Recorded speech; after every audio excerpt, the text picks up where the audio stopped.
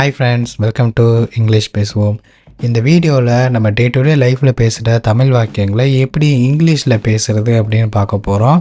இந்த வீடியோவுக்கு நான் ஒரு 10 சென்டென்சஸ் கொண்டு வந்திருக்கேன்.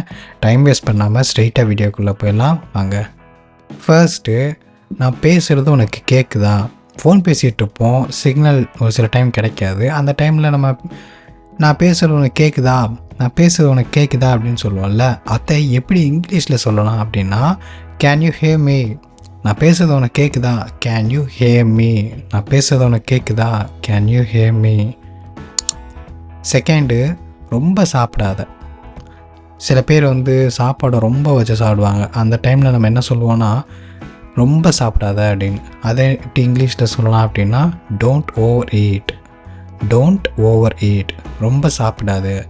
Don't over eat. எனக்கு இது வேணும்.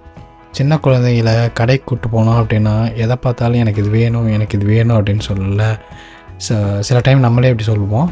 அதை எப்படி இங்கிலீஷில் சொல்லலாம் அப்படின்னா, I need it. I need it. எனக்கு இது வேணும்.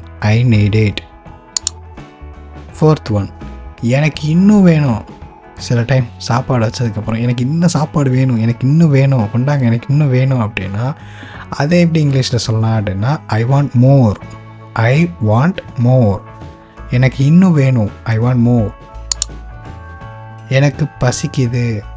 எனக்கு பசிக்குது. வீட்டுக்கு போகணுன்னே நம்ம சொல்லுவோம், எனக்கு பசிக்குது, எனக்கு பசிக்குது, சோறு கொண்டாங்க, எனக்கு பசிக்குது அப்படின்னா அதை எப்படி இங்கிலீஷில் சொல்லலாம்? I am hungry. எனக்கு பசிக்குது. I am hungry. ஐ ஆம் ஹங்க்ரி. எனக்கு பசிக்குது. ஐ ஆம் ஹங்க்ரி.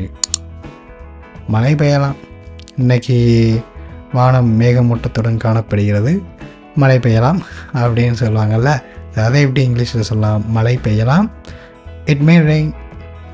It may rain. மழை பெய்யலாம். It may rain. எவ்வளவு? இது எவ்வளவு? ஏதாவது ஒரு பொருளை பார்த்தோன்னா இது எவ்வளவு, இது எவ்வளவு அப்படின்னு கேட்போம்ல.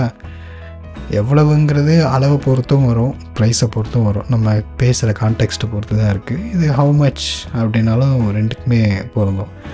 ஹவு மச், எவ்வளவு, ஹவு மச்.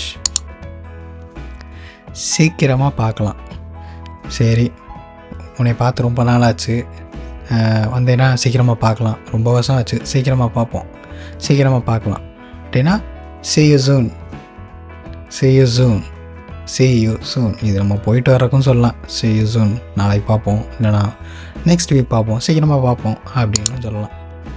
எனக்கு எல்லாம் தெரியும். யாரா ஃப்ரெண்ட்ஸ்ட்டு நம்ம சொல்லுவோம், எனக்கு எல்லாமே தெரியும் அப்படின்னு சொல்லுவோம்ல, அதை எப்படி சொல்லலாம் இங்கிலீஷில்? I know everything. I know everything. I know everything. எனக்கு எல்லாம் தெரியும். I know everything. அடுத்து, பயப்படாத. பயப்படாதே. பயப்படாதே. இதுக்கு எப்படி இங்கிலீஷில் சொல்லலாம்? Don't be afraid. Don't be afraid. பயப்படாதே. Don't be afraid.